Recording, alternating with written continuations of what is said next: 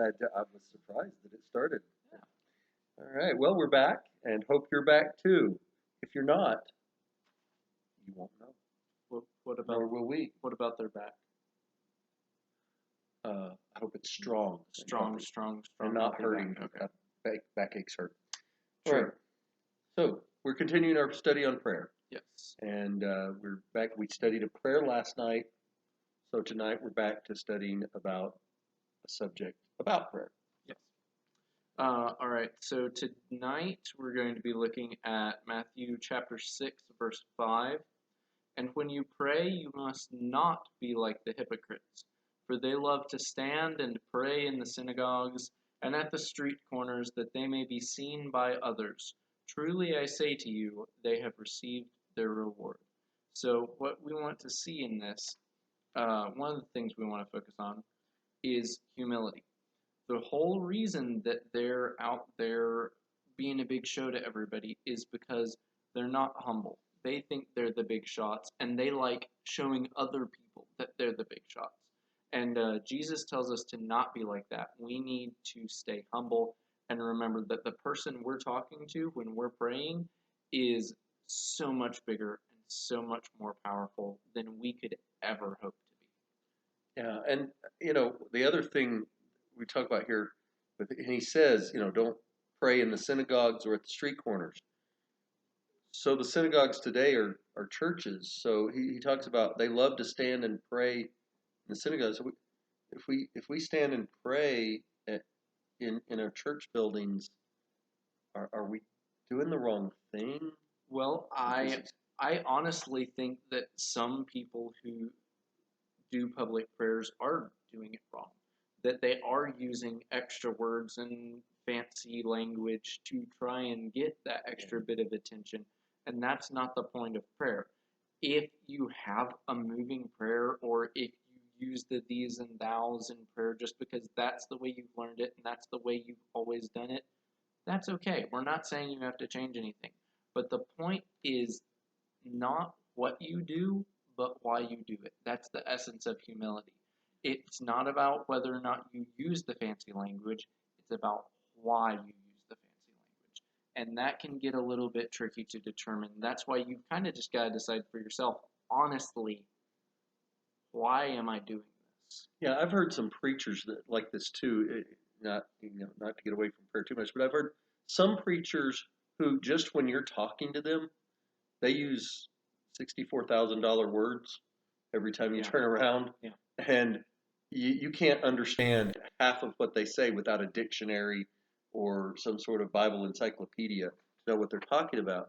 And I mean, some of that's just they are that learned and they know all those words and they use those words just in their everyday language. Others, when you're talking to them out on the street, they talk just like everybody else, but when they get up behind the pulpit, suddenly they're using big, huge, fancy words that I can't say right now because I can't think of any because I don't know any I big saw a fancy words. post similar to this online where it's like, I'm sorry if I use incredibly obscure, fancy terminology in my everyday uh, verbiage or whatever, and just like a big long spiel using a bunch of fancy words. Yeah. But sometimes I just can't remember the normal ways to say I things. can't remember the simple word for it. And when we're talking to God, He's going to understand that, whether it's in public or in private. And other humans, it's hard for us to determine whether or not another person is actually being humble in what they're doing sometimes. But God always knows. And that should be comforting to us if we're doing it right. And even if we put on a sense of false humility, that can be even a bad thing too. That can be a problem. So yeah, humility is a tricky thing. You heard about the fellow who got a medal for being humble, but then they took it away from him because he wore it. So humility is a tough thing, and with prayer too. And is he saying then we should never pray in public? I mean he's praying in prayer.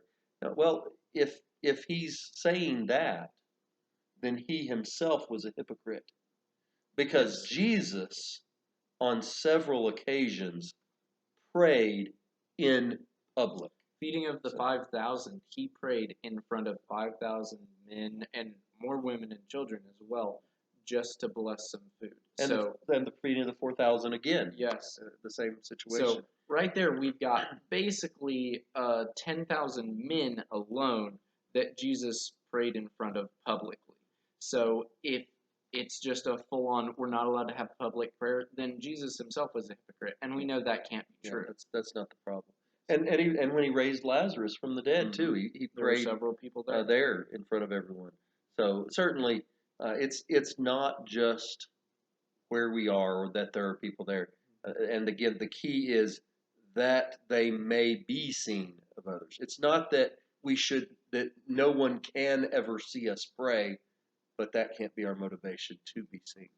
Now, on the other side of things, if someone gives a good prayer and you were paying attention to it and they brought up a lot of things while talking to God that you appreciate and you really, I don't know, it moved you, however it affected Right. you, and you liked it and you recognized that it was a good prayer, don't stay quiet about it. Go up to there, acknowledge that it was a good prayer, because if that person, I mean, that person may have low self esteem about themselves. They may not just be humble, they may be like, I don't know if I can do this, especially if it's a younger person. I know a lot of guys that don't want to get up and do a prayer in church because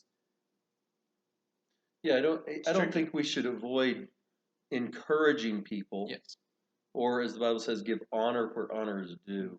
We need to do that. But it is, we're so afraid sometimes that, well, this person's going to get the big head if I tell them they did a good job. But instead, we need to be encouraging our brothers who lead prayer in the public assembly, and and certainly some, sometimes you can tell that they thought long, they planned for that. They were, and you could tell a lot of times they're nervous about being up there.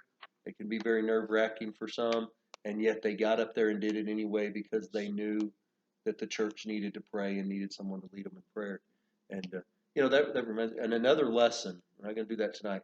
And another lesson we're going to talk about, not just now. We're doing a lot about the person leading the prayer in public and things like that.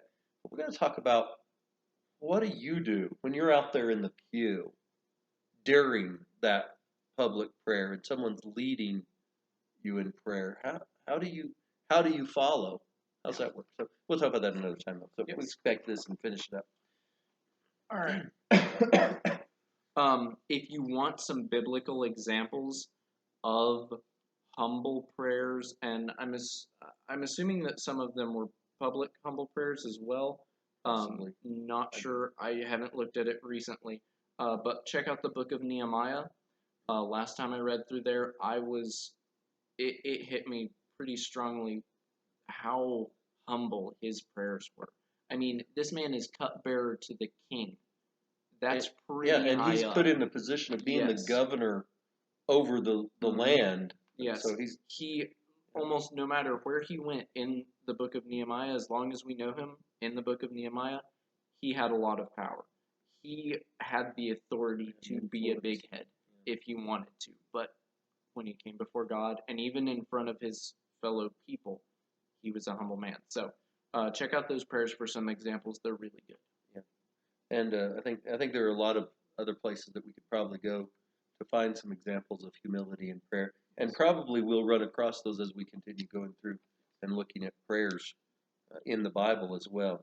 So, and we'll run across those in Nehemiah as well when we get there. Tomorrow we're going to continue with looking at a prayer, and we have another one from Genesis, another one by the father of the faithful, Abraham, and we're going to learn some things about that in our next video. So I hope that you'll join us for that. But I hope that we understand that humility in prayer is an important topic, and not doing things to be seen by others, not being hypocritical in our prayers, but really letting them be sincere and from the heart, and for our heart to be humbled before God. Humble yourself in the sight of the Lord, and He will lift you up. But if we go lifting ourselves up, God resists the proud. Yep. And so we need to avoid that because we do not want to be found fighting against God. That's a battle you lose every time. That's not a good place to be. So that's it for this lesson, and hopefully you'll be here tomorrow for the next one. See you tomorrow.